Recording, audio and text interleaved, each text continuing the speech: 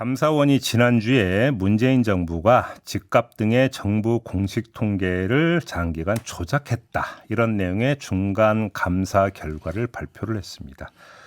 이에 대해서 문재인 정부 당시 고인사들 모임이죠. 정책포럼 사의제에서는 이를 현 정부의 감사 조작이자 정치쇼다. 이렇게 강하게 반발하고 나섰는데요. 자, 오늘 2부에서 이 문제 관련해서 두 분 인터뷰를 진행하도록 하겠습니다. 먼저 문재인 정부 시민사회 수석을 지낸 분입니다. 방정균 사의제 운영위원장을 스튜디오로 모셨습니다. 어서 오세요. 예, 안녕하십니까. 네. 방정균입니다. 시간이 워낙 제한돼서 바로 본론으로 그러시죠. 질문 예. 들어가겠습니다. 주택 통계 관련해서 예. 청와대가 부동산원으로부터 작성 중인 통계 주중치를 사전 보고 받은 것. 예. 이게 지금 통계법 위반이라고 하는 게 감사원의 지금 이제 발표 내용인데 실제로 그렇게 그러니까 미리 보고를 받았었습니까? 예, 사전 보고를 받은 것은 사실이고요. 네. 감사원은 그 통계법 27조 2에 의거해서 예. 뭐 이것이 사전 보고를 받은 것이 불법이라고 주장하고 있지만 그 27조 이 사항에 보면 예. 경제 위기, 시장 불안 등으로 관계 기관이 시급히 대응할 필요성이 있을 경우에는 사전 보고할 수 있다라고 되어 있습니다. 그러니까 법 규정에 의거해서 사전 보고를 받은 것이고요. 네. 이게 뭐 통계법 위반이다라고 감사원이 주장하고 있는데 사실이 아닙니다. 그러면 지금 그 위원장님의 말씀에 따르면 그 사항은 아주 예외적인 경우로 이해를 해야 되는 거 아닌가요? 그러시죠. 그런데 그럼 주중치를 계속 미리 보고받은 거는 아주 한 번 내지 간헐적으로 있었던 겁니까? 지속적으로 있었던 겁니까? 그 중간에 한번 중단했다 계속 해왔던 것으로 알고 있고요. 예. 기억하시겠지만 박근혜 정부 때 최경환 노믹스라고 있었습니다. 네네네. 모든 부동산 규제를 완화하고 더 나아가서 정부에서 빚내서 집을 사라까지 권유를 한 바가 있습니다.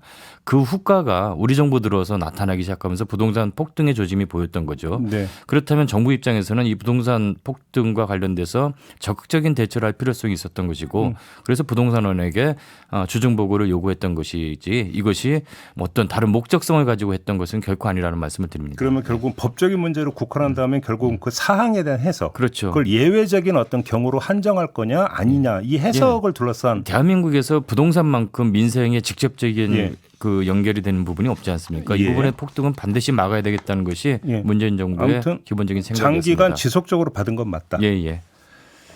감사원은 이 부동산원이 주중 조사 중단을 여러 차례 요구했지만 청와대에서 거듭 거절했다. 이런 조사 결과도 내놨는데요. 맞습니까? 그 부동산원 입장에서는 일주일에 한 번 하던 것을 세 번 한다는 것에 대한 부담감을 느낄 수밖에 없는 것이고요. 그 어떤 부처의 요구 사항이 있다고 하더라도 정부 입장에서는 큰 그림에서 경제를 관리하고 부동산 시장을 관리한다는 입장에서 그 네. 부분들을 계속 그 해줄 것을 요구할 수밖에 없었던 것입니다. 예. 아무튼 근데 핵심적인 문제는 통계 조작이 있었느냐 없었느냐 이 문제 아니겠습니까? 결코 통계 조작은 없었고요. 그러니까 수치를 바꿨느냐 안 바꿨느냐. 그런 내용이 없는 것으로 알고 있고요. 예. 문제는 저희가 이제 감사원 보도 자료를 봤는데 예. 감사원이 약간 의도적으로 악의적으로 이 KB 시세와 부동산원의 시세를 비교하면서 통계 조작이 있었다라고 몰아가고 있는데요. 그럼 조작의 근거를 KB 수치를 가지고 조작의 근거로 삼은 겁니까? 그러니까 KB 시세가 맞다라는 전제 아래 예. 부동산원의 그 통계 수치가 낮으니까 예. 이것은 통계 조작을 한 것이다라고 보고 있는데요. 그 부동산학자들이 보기에는 장기적으로 봤을 때는 실거래가에 어느 것이 더 정합성이 맞느냐가 정확한 것 아니겠습니까? 장기적으로 봤을 때는 부동산원이 좀 더 정확하다는 평가를 하고 있습니다. 그래요? 이 차이가 나는 거는 사실은 그 KBC는 호가 위주로 중개업자분들이 입력을 하고 부동산원은 정보원들이 입력을 하는데 아파트 가격이 급등할 시기에는 KBC가 훨씬 높게 나타납니다. 그런데 지금 시기처럼 아파트 가격이 또 낮아질 때는 부동산원의 가격이 좀 높게 나타나는 경향성이 있어요. 이 부분을 고려하지 않은 거고요. 특히 감사원의 자료 중에서는 KB시세가 정확한 정답이라는 전제 아래 그래프를 비교를 했는데 그 정확한 비교를 하기 위해서는 실거래가를 거기다가 넣어야 되지 않겠습니까? 실거래가를 비교해야 되는데 실거래가는 입력하지 않았습니다. 배포하지 않았습니다. 그러면 모두 의도성이 있는 거죠. 예. 94회에 걸쳐서 조작이 있었다라고 하는 게 예. 94회라는 게 KB 수치하고 안 맞는 케이스가 그렇죠. 94회라는 얘기가 되는 겁니까? 그렇게 보고 있습니다. 근데 단순히 KB 수치하고 비교한 것만이 아니라 예. 국토부에서 이대로 가면 저희 라인 다 죽습니다. 한 주만 더 마이너스로 부탁드리면 안 되겠습니까?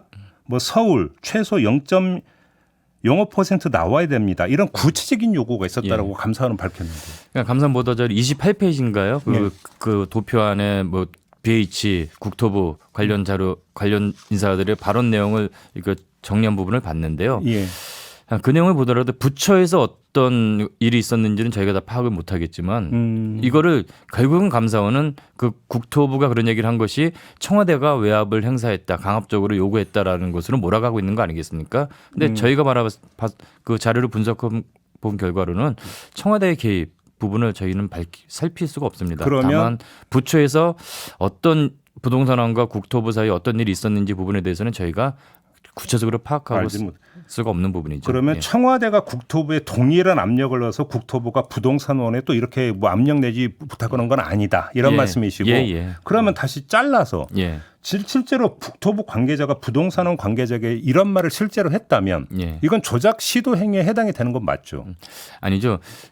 이 부동산 통계와 관련된 통계가 다 마찬가지인데요. 네. 통계라는 것이 표본은 어떻게 잡느냐, 조사 방법을 어떻게 하느냐에 따라서 이 통계 그 기법에 따라서 수치는 아주 큰 차이를 나타낼 수밖에 없습니다. 이거는 통계학자들이 다 하는 얘기고요. 이건 학문의 영역이라서 어떻게 통계를 잘 진행할 것인가는 그 학자들마다 내용들이 다릅니다. 그래서 이런 부분들을 이상적 사례를 제거하고 다시 하는 것들 정확한 수치를 확보하고자 하는 것은 정부가 당연히 해야 되는 것이고요. 왜냐 정확한 시장 파악을 해야지만 적절한 대응이 가능하기 때문이죠. 그래서 네네. 국토부가 통계 조작을 목적으로 그와 같은 것을 했다라고 저희는 보고 있지 않습니다. 그래요.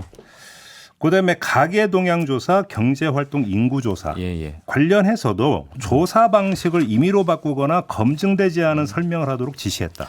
예. 이런 내용이 있는데 두 가지를 좀 나눠서 말씀드리겠는데요. 가계동향 조사 관련돼서는 그 법안이 박근혜 정부 때 이미 법안 개정을 시작했고요. 그것이 2018년에 국회에서 그 법안이 통과됐습니다. 그 법안 내용이 조사 방식 이런 거에 관련된 그렇죠. 겁니까? 그래서 그런 부분들이 우리 정부가 의도적으로 뭐 어떤 좋은 통계 수치를 확보하기 위해서 했던 것이 아니고 2016년부터 진행왔던 것이라는 말씀을 드리고요. 그냥 고용과 관련돼서는 이 병행 조사를 했던 이유는 좀 더 정확한 그 고용 상황을 파악하고자 한 노력이었습니다. 그러니까 이 비정규직 근로자들이 자신이 그 비정규직 근로자가 그냥 기존의 경활 조사로서는 그 수치가 정확하게 나타나지 않기 때문에 병행 조사를 했고 그 결과 비정규직 숫자가 늘어난 것은 팩트입니다.